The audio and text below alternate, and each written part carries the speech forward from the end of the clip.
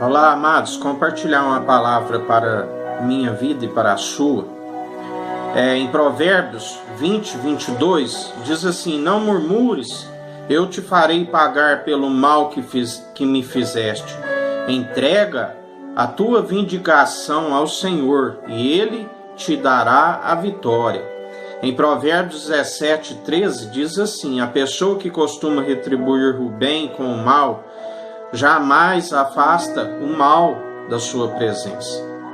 São brigas, contendas, murmuração, isso de nada nos acrescenta. Jesus é o elo da perfeição, o amor, Ele resumiu todo a lei, todo o que foi dito pelos profetas, em amarás somente o Senhor teu Deus de todo o teu coração, de todo o teu entendimento, de todas as tuas forças,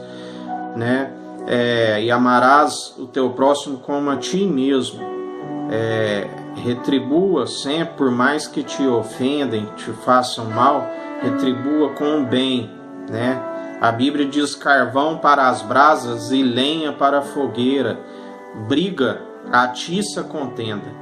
Não entre em provocações, Simplesmente ore. Deus é aquele que tudo está contemplando. Amém?